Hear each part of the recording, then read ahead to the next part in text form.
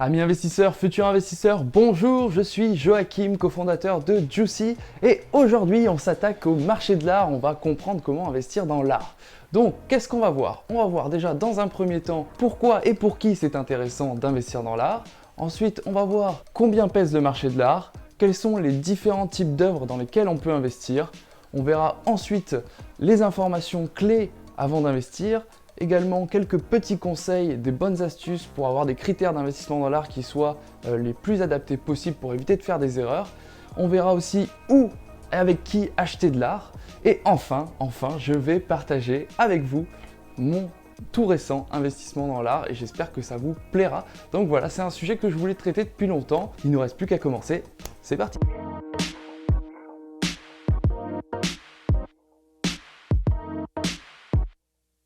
Donc l'investissement dans l'art.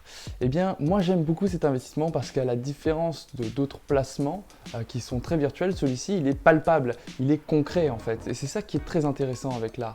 C'est qu'en fait on peut en profiter au quotidien. Et c'est vraiment un plaisir. Donc par exemple, ça peut décorer ton intérieur ou ton entreprise parce que c'est aussi un investissement qui peut être intéressant pour des entreprises. Et ce qui est bien, c'est que cet investissement, en fait, tu vas pouvoir en profiter pendant toute la période de détention. Le gros intérêt de l'art, c'est qu'en fait, c'est un placement qui, vu que c'est sur un marché, un petit marché, on verra encore une fois juste après, eh bien, c'est bien parce que tu n'as pas des fluctuations comme ça pourrait être le cas en bourse. Donc tu es sûr que tu ne vas pas perdre 5, 10, 20, 30% ou 100% de ton investissement du jour au lendemain. Et enfin pour finir, j'aime beaucoup l'art parce que en fait c'est un produit qui se raréfie. Il y en a une quantité limitée et il y a de plus en plus de demandes, surtout venant de la part des pays en développement, les BRICS, l'Asie, la Chine, etc. Ce sont des pays qui sont très demandeurs et ça c'est super intéressant parce que du coup ça assure une certaine raréfaction et du coup l'offre et la demande, eh bien, il va y avoir plus de demandes que d'offres et donc forcément les prix vont grimper.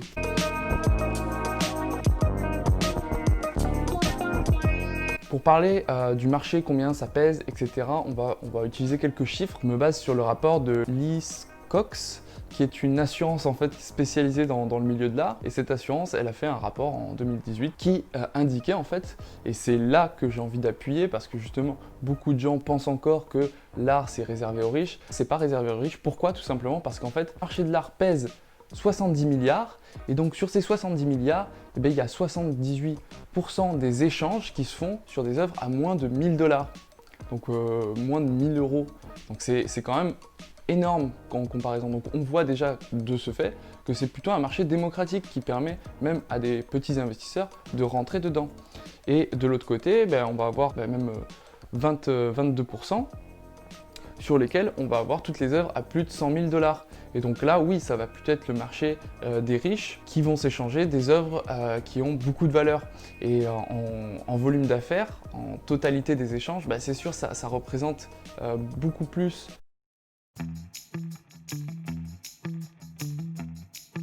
Quels sont les différents types d'œuvres dans lesquelles on peut investir? Forcément, les plus connus, enfin la plus connue, c'est la peinture, les tableaux.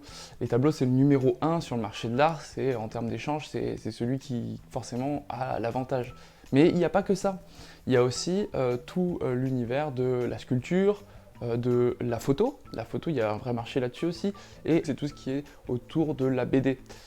Et sur la BD, bah, tu vas avoir des sérigraphies, des lithographies, tu vas avoir des planches originales, etc. Et ça, c'est super chouette aussi parce que tu as une vraie diversité, tu peux vraiment faire ton choix. Bien sûr, tu peux aller à la majorité comme tout le monde sur des tableaux, et c'est très beau d'avoir un tableau chez soi, mais tu peux aussi te tourner vers des choses encore différentes. Et en fonction de ça, bah, tu pourras avoir des prix plus ou moins bas. Par exemple, une lithographie ou une sérigraphie ne vaut pas le même prix qu'un tableau, parce qu'un tableau, il est en une fois, la sérigraphie peut être imprimée en 200, 500, 1000 fois. Mais il y a quand même cette notion de rareté. Je précise aussi que je mets dans l'art, par exemple, ce qui pourrait être associé aux livres anciens qui ont traversé les époques. Il y a beaucoup d'investisseurs qui sont friands aussi d'avoir suivi, par exemple, les lettres de Napoléon Bonaparte. Ça peut être considéré comme un objet d'art historique.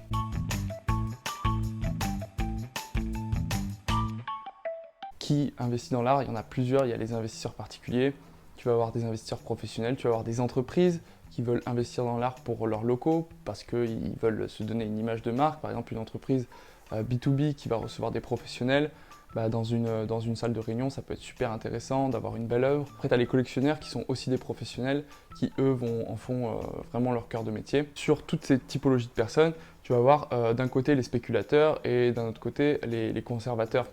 Le spéculateur, lui, il s'en moque un petit peu du prix où il va l'acheter. Ce qu'il va regarder, c'est la rareté et la demande. Et il va se dire, ok, peu importe le prix, je suis sûr que je pourrais le revendre plus cher à quelqu'un dans 5 ou 10 ans. Le conservateur, lui, il va se dire, écoute, moi, je veux surtout acheter une œuvre qui me plaît. Surtout, ça va être le point clé numéro 1, c'est une œuvre qui me plaît, qui me parle vraiment, que j'ai du plaisir à posséder, à regarder chaque jour. Et ce qui va m'intéresser, c'est plus connaître l'artiste, savoir ce qu'il fait, le rencontrer, acheter l'œuvre au bon prix, acheter à un prix juste, quelque chose qui me plaît vraiment. Et après, par la suite, il aura beaucoup de mal à s'en séparer, mais s'il le fait, ce sera en contrepartie d'une bonne rentabilité, d'une belle plus-value. Donc voilà, deux profils différents, mais pour autant qui agissent sur le même marché.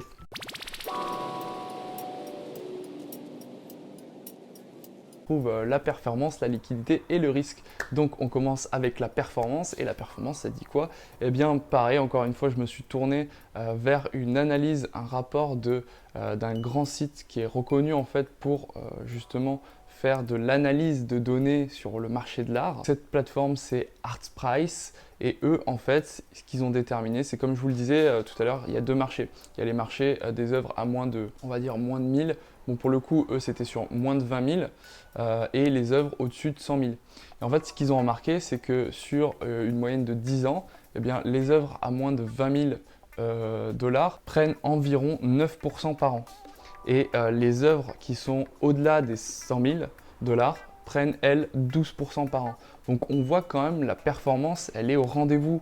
C'est même assez choquant. Encore une fois, c'est pas forcément sur toutes les œuvres, c'est un indice, donc c'est pas une règle générale, c'est juste un indicateur de performance. Donc à prendre avec des pincettes. Ensuite, la liquidité, bon vu que c'est quand même un petit marché, 70 milliards, c'est pas énorme par rapport au marché boursier qui pèse des milliers de trillions, ou encore le marché des crypto-monnaies. D'ailleurs, j'ai fait une vidéo sur le sujet si ça t'intéresse, qui lui pèse un peu moins de 400 milliards. Là, on est à 70 milliards, donc c'est quand même un petit marché. Toujours est-il que la liquidité n'est pas forcément toujours au rendez-vous. Après, encore une fois, ça dépend des œuvres et de la demande. Mais sur des artistes, des petits artistes, eh bien, il faudra attendre longtemps avant de pouvoir revendre. Généralement, pensez à avoir une horizon d'investissement qui va se trouver entre 10 et 15 ans. C'est quand même un investissement long terme et ça, il faut le prendre en compte. Après, tu peux faire du court terme. D'ailleurs, par exemple, on a une donnée à propos des galeries, que si tu passes par une galerie pour revendre par la suite, eh bien, elles vont apporter plus de liquidité parce qu'elles ont plus de clients qui viennent, etc. Et justement, la donnée qui est très intéressante, c'est que 80% des œuvres qui intègrent le stock d'une galerie, eh bien, 2 ans plus tard, elles sont vendues. Donc ça veut dire que tu peux quand même t'y retrouver sur du court terme. À partir du moment où tu as pris ta décision de vente, sur du court terme, tu peux revendre, et ça c'est quand même rassurant aussi. Encore une fois, ça va dépendre des artistes. Il faut que forcément l'artiste que tu as acheté intéresse la galerie, sinon c'est mort. Concernant les risques, eh bien déjà le premier risque, c'est le fait d'acheter du faux. C'est quelque chose qui est quand même très présent dans le milieu artistique. Le deuxième risque, eh bien forcément le risque d'illiquidité, comme je le disais tout à l'heure. Il y a quand même un risque que tu puisses pas revendre tout de suite, et par exemple si tu dois absolument revendre parce que tu as un problème, etc. C'est pour ça que je dis toujours, n'investis pas l'argent que tu ne peux pas te permettre de perdre, parce que justement ce type de situation peut t'amener à devoir revendre en vitesse, tu vois, une œuvre, et du coup de complètement la dévaloriser. Forcément, s'il n'y a pas de demande, eh bien tu auras investi dans une œuvre que d'autres personnes ne veulent pas, et si elles ne veulent pas, eh bien sa valeur va stagner ou carrément s'effondrer. Donc c'est ce qu'on appelle acheter des croûtes communément.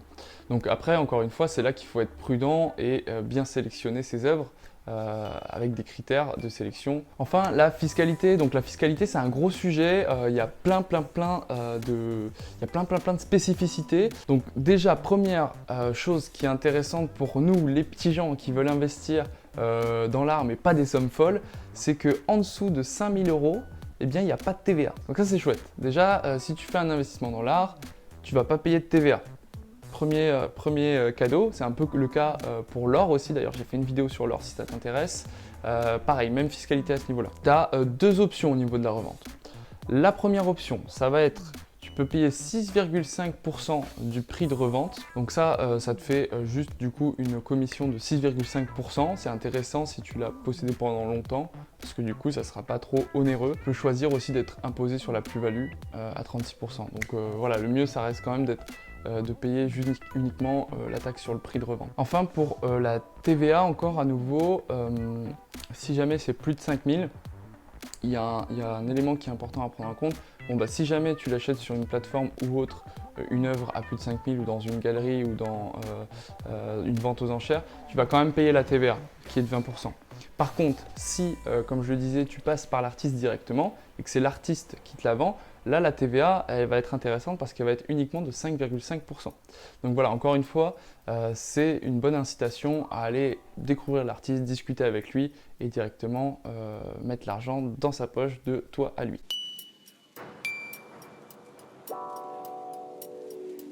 Premier critère, déjà, investir dans un artiste qui est reconnu.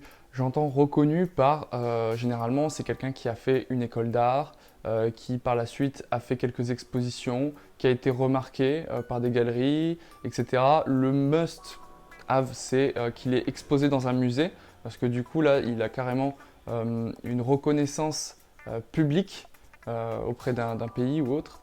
Ça peut être bien aussi s'il a fait des featuring, comme on dit, avec d'autres artistes ou des marques, etc. pour développer en fait sa communauté. Très important aussi la notion de communauté chez l'artiste. Donc voilà, quelqu'un qui est quand même connu. Après, je sais, chez un jeune artiste, ça va être compliqué, mais il faut réussir à détecter ça. Donc ça fait partie aussi des difficultés dans ce milieu-là, c'est comprendre quels sont les facteurs qui vont faire qu'un petit artiste pas trop connu encore aujourd'hui va exploser. Et ça, ouais, ça c'est un métier en fait. Donc voilà, ça c'est pour la première astuce.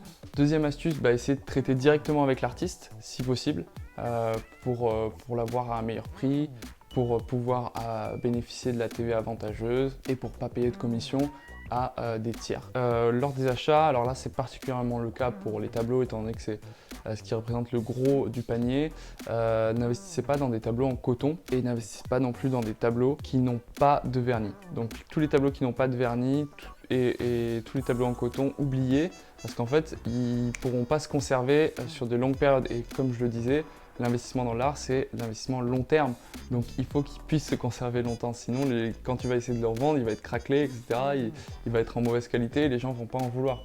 Donc plutôt privilégier des tableaux en lin ou en polyester avec une couche de vernis. Enfin, essayez de trouver en fait, les œuvres un peu décalées par rapport à un style artistique. C'est-à-dire des œuvres qui... Tu as un artiste donné, il fait quasiment tout le temps la même chose, on le reconnaît à ce style-là justement, etc. Et une fois, il va faire une collaboration avec une marque ou un truc, il va faire vraiment une œuvre spéciale. Et à ce moment-là, ça peut être intéressant d'acheter cette œuvre parce qu'elle va sortir du lot, elle va sortir du lot de ses créations et les gens vont la voir comme vraiment une œuvre pas de référence, mais une œuvre très spécifique par rapport à cet artiste. Limite, ils ne vont pas reconnaître que c'est lui, mais c'est justement ce qui peut faire augmenter sa valeur et la demande aussi parce qu'elle va raconter une histoire, elle va être très spécifique, elle va être originale.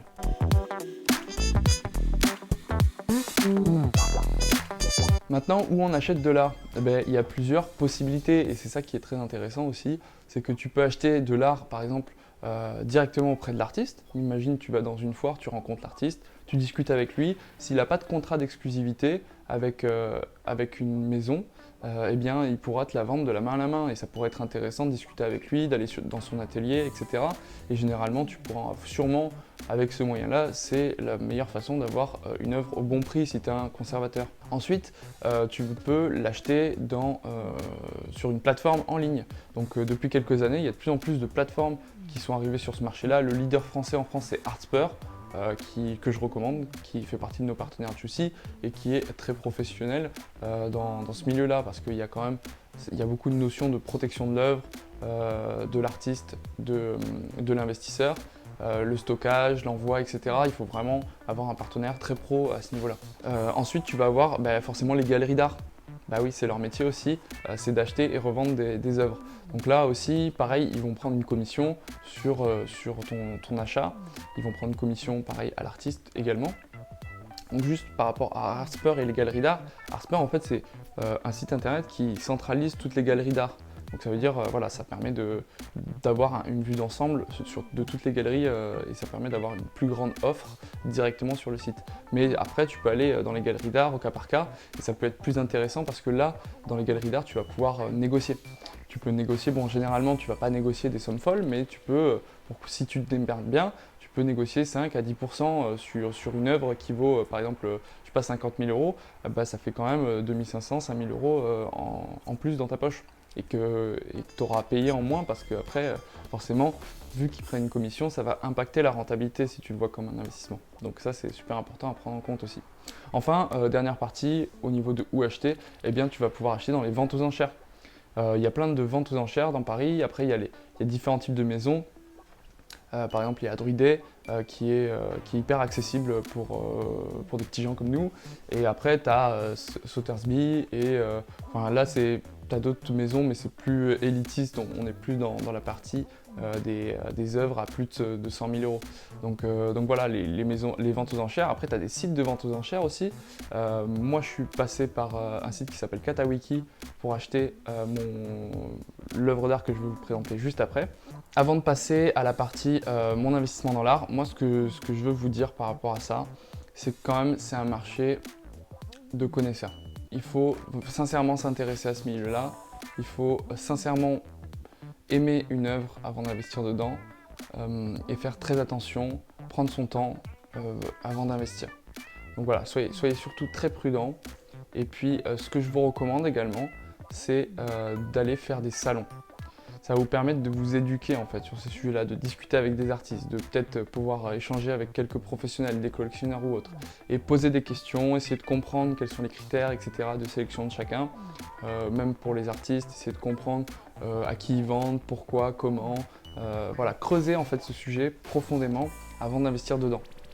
Ça sera très important, parce qu'en fait c'est clairement le manque de connaissances qui va faire en sorte que vous allez acheter une croûte ou quelque chose qui ne va pas gagner de valeur. Et ça serait dommage. Il faut développer ses connaissances avant. Et c'est pour ça que j'ai fait cette vidéo, notamment pour t'aider à y voir plus clair et commencer à mettre des actions en place.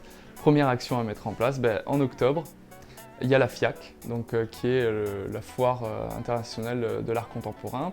Et donc l'entrée, voilà, elle est réservée à tous. Tu n'as pas besoin d'avoir 100 000 euros sur ton compte en banque pour rentrer. Tu peux rentrer en tant que particulier. Et du coup, moi je vais y aller. Je t'invite aussi à aller faire un tour comme ça. Ça te permettra d'être plus au courant et de faire le tour du monde de l'art en une journée. Et ça, franchement, c'est une superbe opportunité.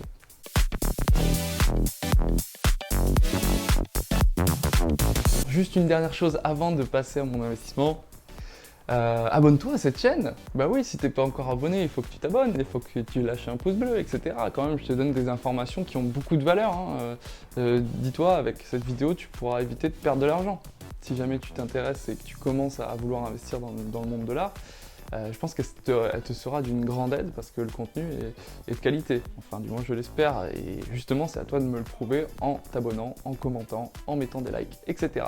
Allez, c'est parti. Eh bien, comme je le disais au début de la vidéo, il faut investir dans l'art avec plaisir. Moi, je suis plutôt un investisseur conservateur. Je n'ai pas investi dans l'art pour spéculer, pour faire de l'argent sur le dos d'un artiste. Je l'ai vraiment fait parce que j'aime ce que fait un artiste. Alors, petit peu d'histoire, moi j'aime beaucoup la science-fiction et tout ce qui va être BD, etc. J'ai une amie qui travaille chez Marvel notamment, Tiff, je te fais un bisou. Et du coup, forcément, de fil en aiguille, j'ai commencé à lire des BD et je me suis intéressé à un artiste qui malheureusement est parti en 2012 et qui s'appelle Jean Giraud, alias Moebius. Donc c'est un artiste qui est dessinateur et qui dessine surtout dans des romans de science-fiction et à travers aussi notamment les humanoïdes associés. Donc en fait ce que j'ai fait, c'est qu'au début je me suis intéressé à son parcours, à ce qu'il a fait, etc. J'ai commencé à acheter de ses BD, notamment l'une des plus connues qui est L'Incal, avec un feat avec Jodorowsky, qui est en fait quelqu'un qui qui est aussi dans ce milieu-là, dans le milieu de la science-fiction. Après, j'ai acheté celui-ci, donc, qui est la BD avec Stan Lee, le Silver Surfer. Et de fil en aiguille, j'ai adoré en fait ses dessins. Ça m'a vraiment beaucoup plu. Et en fait, je me promenais en fait sur un site de vente aux enchères. Et là, je découvre l'un de ses portfolios. Donc un portfolio qui est composé de plusieurs sérigraphies. Et j'en suis arrivé à acheter ceci. Donc en fait, voilà, c'est un portfolio. Donc là, il est sous blister. Je sais pas si tu peux voir. Donc il y en a 80. Là, je fais le 88e sur 1500. Donc voilà, il y en a que 1500 sur Terre. Je vais pas l'ouvrir, je vais simplement te mettre des images du portfolio. Et voilà, c'est typiquement mon style. Moi, j'aime beaucoup la science-fiction. Je fais un peu le pari qu'il y aura de plus en plus de gens qui vont aimer la science-fiction et avoir un peu la tête dans les étoiles, si on peut dire. Parce que voilà, on voit à nouveau une recrudescence de la passion pour l'espace. Je vois des chaînes YouTube qui ont plusieurs centaines de millions d'abonnés sur les news spatiales. Je vois SpaceX, Virgin Galactic et Blue Origin qui sont en train de faire une nouvelle conquête de l'espace. Et je me dis, au final, les gens vont aimer de plus en plus ça.